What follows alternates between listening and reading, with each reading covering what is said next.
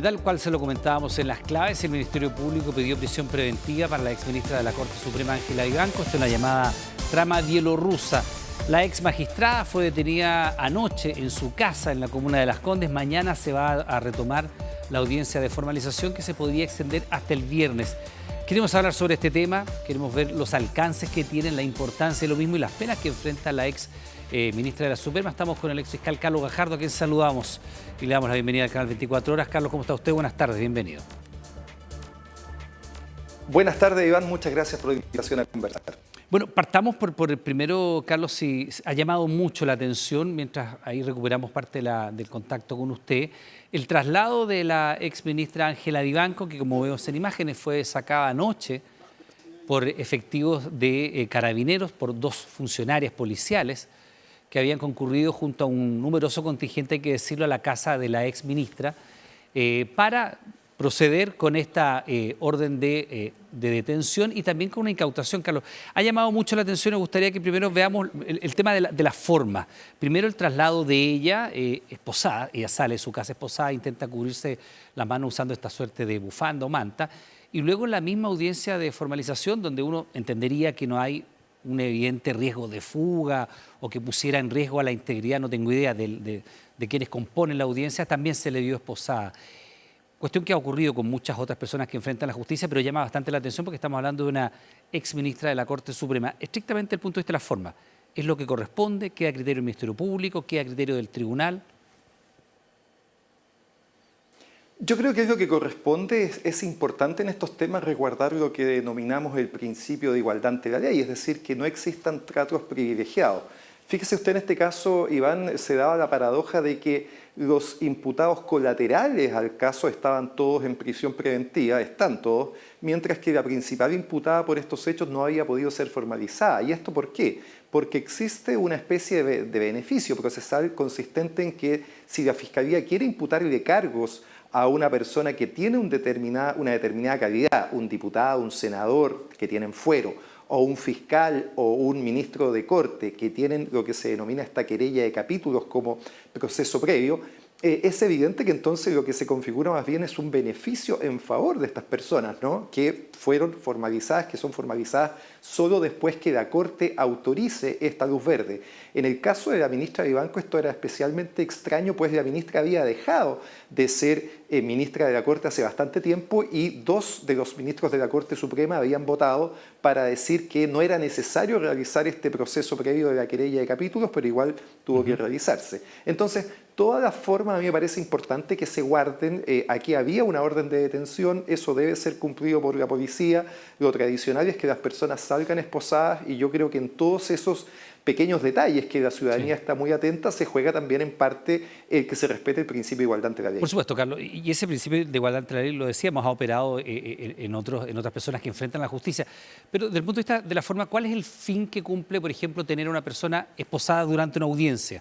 ¿Cuál es el objetivo? ¿Qué dice el Código Procesal Penal al respecto? ¿Es una atribución del tribunal mantener esa medida? ¿Es una solicitud que hace el Ministerio Público? ¿La defensa de la exministra podría haber hecho algo al respecto? ¿O es sencillamente lo que corresponde y todos se tratan por igual, sean delitos violentos o no sean delitos violentos por los cuales se la investiga?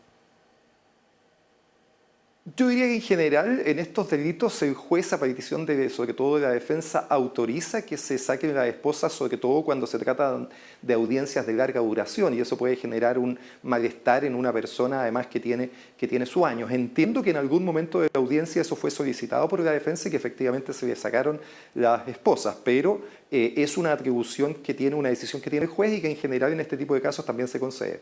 Ya, Carlos, siguiendo con el tema de las formas, eventualmente si ella se acoge finalmente la prisión preventiva mientras el plazo que dura la investigación para luego el juicio propiamente tal, ha quedado de manifiesto en este caso probablemente y en otros anteriores, Katy Barriga, Leonardo Villalobos, usted se recordará casos audios donde las defensas decían, bueno, acá hay una situación que es bien singular, porque efectivamente en el caso de los hombres involucrados en investigaciones judiciales de alto perfil o que cometen los llamados delitos de cuello y corbata, delitos no violentos, existe un anexo capitán llave donde pueden cumplir con la prisión preventiva o ya derechamente la condena en cierta condición de resguardo y aislamiento que es distinto del que tienen las mujeres, que no lo hay para las mujeres. Estamos al debe, toda vez que se han visto autoridades, abogados, exministras de la Suprema enfrentando a la justicia de una manera bastante inédita. Sí, yo diría ahí, Iván, que uno puede hacer justo la mirada contraria, ¿no? Yo diría que de alguna manera contraviene el principio de igualdad de que tengamos unas cárceles especiales para este tipo de delitos, que es justamente Capitán Llaver, ¿no? Que es una cárcel que tiene ciertas comodidades especiales donde hay una mayor segregación y un menor hacinamiento. En general, esa cárcel solo tiene espacio para entre 12 a 16 personas, que no existe efectivamente para las mujeres, pero que es un beneficio para los imputados de sexo masculino. Entonces, en vez de avanzar hacia un sistema en que estos privilegios cesaran, se está avanzando en el sentido contrario, ¿no? En otorgar también este privilegio cuando hay una imputada de alto perfil que tenga carácter de sexo femenino, ¿no es cierto? Que fue lo que se reclamó en su momento respecto de Katy Barriga, especialmente, diría yo, y que ahora se ha anunciado que se ha habilitado una sección especial en el centro, claro, y ahora se ha anunciado que se ha habilitado una dependencia especial dentro del centro de cumplimiento femenino que tenga también estas características. Está bien, me parece que puede ser importante, pero lo que hace esto no es sino reforzar que finalmente hay diferencia en el trato en personas que en principio debieran ser tratadas iguales por la justicia. Claro, es que lo que ha dicho Gendarmería al respecto de Capitán Llaver es que facilita lo que es la segregación y digamos, el resguardo que la propia institución de Gendarmería tiene que tener sobre los reclusos, porque usted entenderá que una persona como la exministra Vivanco, que eventualmente podrá haber firmado, no sé, decenas, sino cientos de órdenes de reclusión en contra de alguna de las internas con las que se puede topar, significa un riesgo para ella y una, comillas, complejidad para Gendarmería mantener un adecuado nivel de segregación. Otros casos también de connotación pública implican un poco lo mismo, pasa con exfuncionarios policiales, con los PDI que han estado involucrados en algunas investigaciones, los exgendarmes que ahora también están en su condición de reclusos, que implican un doble refuerzo parte de Gendarmería. ¿Cómo usted mantiene un gendarme que ahora está detenido en una condición de aislamiento tal que no signifique un riesgo para él y una constante provocación para el resto de los internos? No, eso sin duda. Gendarmería tiene que preocuparse de que todos los internos tengan la función que tengan, no sufran dentro de la cárcel de alguna situación de riesgo para su integridad física. Pero en este caso, Iván, ese concepto a mí me parece que no es claro para nada respecto de la exministra Vivanco, pues ella no formaba parte de la sala penal, sino que de otra sala, la sala constitucional, y por lo tanto seguramente vio muy pocos casos que tuvieran que ver con mujeres privadas de libertad, si es que vio alguno, ¿no? Entonces, no es ese el verdadero motivo. Lo que hay efectivamente es que genera cierto ruido que una persona con un perfil alto por distintos motivos enfrente a una situación de este tipo. Insisto, lo entiendo, pero a mí me gustaría más bien que el sistema avanzara hacia ofrecerle condiciones más o menos seguras a todos los internos que están privados de libertad, más que preocuparse de imputados que podríamos denominar VIP, ¿no? Finalmente esto termina siendo una diferencia entre personas que están enfrentando un proceso penal. Lo entiendo, tengo dosis de realidad también, pero no creo que sea adecuado entender que esto no es otra cosa que una diferencia finalmente para personas que tienen privilegio. Ya, despejado el punto de las formas, vamos al tema del fondo, que es probablemente lo más interesante de conocer. Los cargos que le imputa el Ministerio Público a la exministra Vivanco son de la máxima gravedad. Estamos hablando de cohecho, lavado de activos, bueno, tráfico de influencia también en las nominaciones del Poder Judicial. ¿A qué rango de penalidades se enfrenta la exministra Vivanco y qué probabilidad hay de que efectivamente termine en prisión? No en prisión preventiva, sino que con una condena efectiva, a la luz de las pruebas que se conocen hasta el momento. Esto es bien interesante, Iván, porque justamente después del caso Penta hubo una discusión en el país muy relevante respecto a las penas que estaban establecidas para delitos de cuello y corbata, para los delitos económicos en general y particularmente para el delito de cohecho. Esto se dio a raíz de un caso específico, ¿no? Del caso de Pablo Wagner, que se discutía que efectivamente la pena del delito de cohecho era muy baja. Y efectivamente, a partir de lo que se determinó a través de la Comisión Engel, el año 2018 se sube de manera importante las penas del delito de cohecho, se establecen nuevas figuras agravadas y además una agravante especial para la alta autoridad pública, entre ellos para ministro de Suprema, todo lo cual entonces va a ser aplicado en este caso, penas más altas y con agravantes especiales. Este es un caso de cohecho agravado, el más grave, el sancionado más rudamente por la ley, y por lo tanto estas conductas en principio podrían tener penas de 5 años y un día hacia arriba, y estando en carácter de reiterados por los delitos de cohecho podrían haber penas perfectamente de 10 años y un día y condenas de 5 años y un día por el delito de lavado de activos. Es decir, en una prognosis de pena, como decimos los abogados, para la conducta específica que se le está imputando a la exministra Vivanco, la Fiscalía puede razonablemente sostener que las penas que arriesga de ser condenada son de 15 años.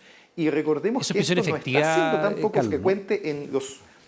Y podría ser de prisión efectiva. Le quiero recordar, Iván, que hay casos recientes de condenas por delitos de cuello y corbata donde se han aplicado este tipo de penas.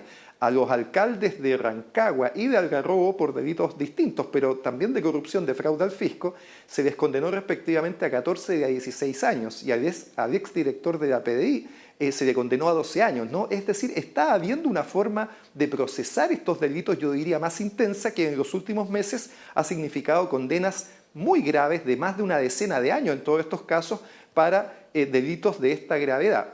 La posibilidad, por lo tanto, de una condena efectiva, si la Fiscalía logra acreditar estos casos en la investigación en contra de Ángela Vivanco, son altas y podrían perfectamente superar los 10 o 15 años de cárcel. Ahora, Carlos, el nivel de complejidad que tiene esta investigación, naturalmente, porque se tiene que acreditar, más allá de toda duda razonable, que efectivamente la jueza pide integrar la sala, revierte el fallo en favor de esta empresa chileno-bielorrusa de las Movitec y pasa a Codelco de recibir una multa a tener que pagar efectivamente a la empresa que había demandado. Es complejo establecer la causalidad directa, pero evidentemente hay muchos indicios que llevan a aquello.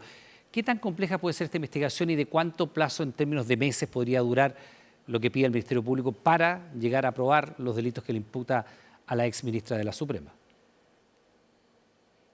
Es muy interesante esto, Iván, porque efectivamente yo diría que la investigación que ha hecho Carabineros, el OS7 y la Fiscalía ha sido particularmente compleja y exitosa, ¿no? Acá se trató de una forma de pedir coimas y de que éstas se concretaran bien sofisticadas. Si usted ha seguido el caso podrá ver cómo han actuado para que los dineros finalmente llegaran a la ministra de la Corte Suprema, dos conservadores, claro, el de Puente Alto y el de Chillán, un propietario de casa de cambios, ¿no?, el señor Harold Pizarro, y la propia pareja de la señora Vivanco, Gonzalo Michele. Todo esto lo sabemos porque, como les comentaba, ya fueron hechas estas imputaciones en contra de estas personas, además de los dos abogados que representan a la empresa bielorrusa, y tanto el juzgado de garantía en primera instancia como la Corte de Apelaciones dio por establecido los hechos fundantes y los antecedentes fundantes de esta imputación. Es decir, en esta etapa preliminar la Fiscalía tiene mucho terreno avanzado,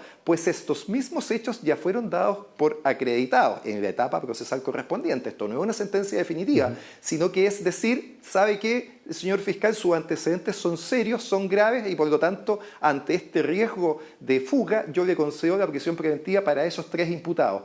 La situación que se discute ahora es de la imputada principal, además de ser la funcionaria pública que actúa en estos hechos, y por lo tanto la posibilidad de que el razonamiento que se ha establecido previamente se mantenga es muy alta, y yo diría la posibilidad entonces de que se decrete una prisión preventiva en este caso es altísima, teniendo presente que son delitos muy complejos, pero que la Fiscalía, con una serie de diligencias que hizo, georreferenciación, levantamiento de secretos bancarios, interceptación telefónica, audios, WhatsApp que interceptó, permiten efectivamente con cada una de estas piezas armar esta película de que para favorecer a esta empresa bielorrusa, los abogados Vargas y Eduardo Lagos se pusieron de acuerdo con la ministra de la Corte Suprema para que ésta obtuviera un beneficio económico a partir de las decisiones que iba tomando en los casos. Ahora, yo le hablaba de la complejidad significó, porque... Iván, una pérdida...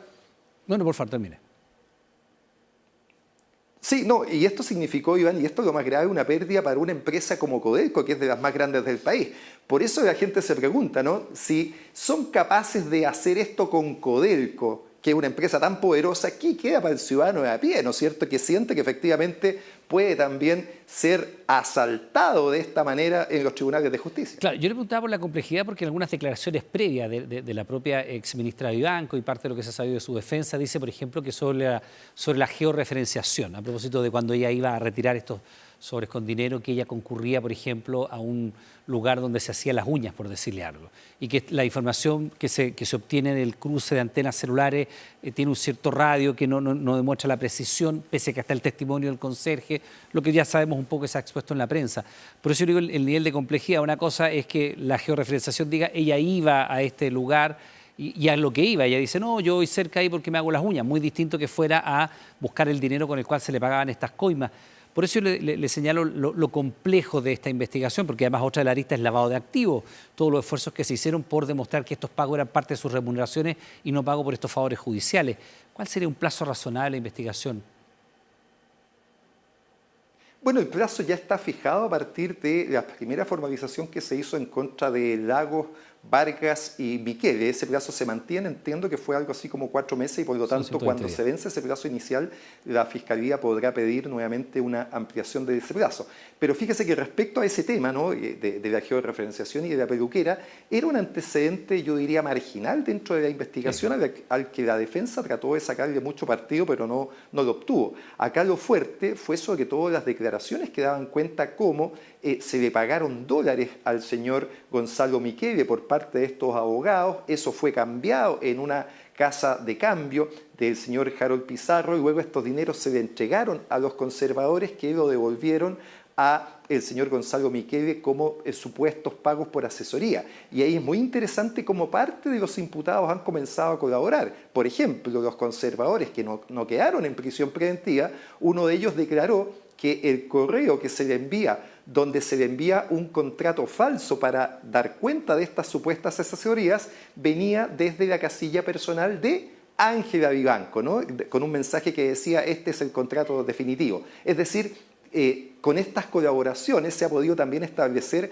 la participación directa de Ángela Vivanco en maniobras justamente para ocultar el origen ilícito de los dineros, que es justamente la maniobra de lavado de dinero que la Fiscalía le imputa. Ahora, Carlos, naturalmente falta todavía mucho para llegar a establecer la culpabilidad de inocencia de la exministra, pero si es que se llegara a establecer la culpabilidad, naturalmente uno piensa de inmediato en la arista civil, una empresa como Codelco que vio perjudicado su patrimonio y por ende el patrimonio de todos los chilenos, si es que son declarados culpables, Vargas, Lagos, Miqueles y la propia Ángela Vivanco, ¿podrá perseguir ya civilmente indemnización o resarcirse las pérdidas que obtuvo? Por supuesto, esa es una posibilidad que está tanto en el proceso penal como en el proceso civil y le incluyo en esa operación también a los conservadores. Así que hay bastantes patrimonios donde Codelco puede hacerse pago, ¿no? Yo escuché alguna declaración un poquito desafortunada que decía alguien, bueno, si esta plata ya se perdió, ya está en Bielorrusia. Eso no es cierto, ¿no? Aquí hay muchos chilenos que están en Chile que tienen buenos patrimonios, los abogados, Vivanco, los conservadores, que participan en este entramado delictivo y que por ser la responsabilidad penal generadora de responsabilidad civil van a responder con sus patrimonios personales por estos hechos y entiendo que ya Codelco ha iniciado acciones civiles precautorias respecto a estas personas, así que la posibilidad, si esto es exitoso, por supuesto, que se recupere, yo diría que es alta. Ahora, Carlos, mirando un poco más en general lo que está pasando en el momento que vive el sistema judicial chileno, el poder judicial chileno, con ministros que han sido naturalmente destituidos, con una exministra de la Suprema que está enfrentando un proceso penal. Este es el momento más complejo de la historia judicial chilena en décadas, ¿no? No sé qué percepción tiene usted a propósito de aquello. ¿Y qué es lo que releva? Aquí hay una venta de fallos, había un mercado ilícito encabezado por la ministra de Banco. ¿Cuál es el alcance que tiene esto? ¿O es un caso aislado? Bueno, lo ha dicho con todas sus letras la actual presidenta de la Corte Suprema, Gloriana Chévez, que efectivamente es el momento probablemente más complejo, el peor año de lo que es la judicatura en nuestro país. Porque habíamos tenido, Iván, en décadas anteriores, ministros incluso de la Corte Suprema que fueron acusados constitucionalmente y destituidos por prácticas reñidas con la probidad. Pero nunca habíamos tenido un proceso penal en que esto se imputara penalmente. Nunca habíamos visto lo que hemos visto hoy día, nunca en la historia de nuestro país, de que se haga una imputación penal a un exministro de la Corte Suprema acusándolo de corrupto, acusándolo de recibir dineros para generar fallos. Y desde ese punto de vista, por supuesto que esto es inédito, esta formalización y este caso es histórico, y yo creo que es algo muy necesario que esto se despeje, ¿no? Presunción de inocencia, por supuesto, pero es importante que esto se despeje en cuanto a que la Fiscalía pueda esclarecer si esto efectivamente ocurrió o no, porque de ser así, por supuesto, es de los hechos, yo diría, o es el hecho más grave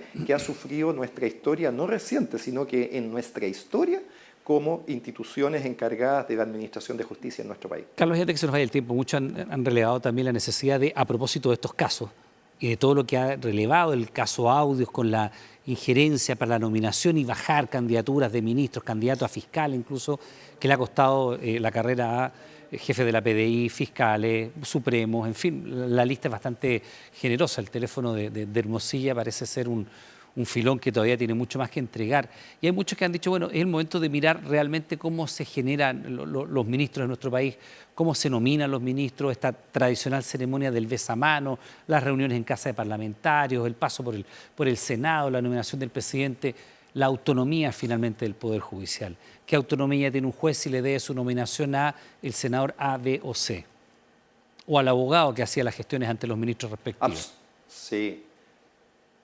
No, absolutamente. Tenemos un sistema de nombramiento que en el papel aparecía como virtuoso porque establecía la participación de los tres poderes del Estado en la designación de nuestras altas autoridades, tanto en el Poder Judicial como del Fiscal Nacional, primero la Corte Suprema, luego el Ejecutivo y finalmente el Senado, pero que en los hechos ha demostrado que se ha convertido en un sistema absolutamente poco transparente, generador de demasiados conflictos de interés y de personas que finalmente pierden su autonomía cuando llegan a los cargos. Esto unido además con la forma de nombramiento de notarios y conservadores que también está muy ligado, ¿no? Que son verdaderas máquinas productoras de mucha cantidad de dinero y que luego van generando también verdaderas, yo diría, cofradías para acceder a mejores cargos y luego eso va siendo remunerado de una manera ilícita y legal.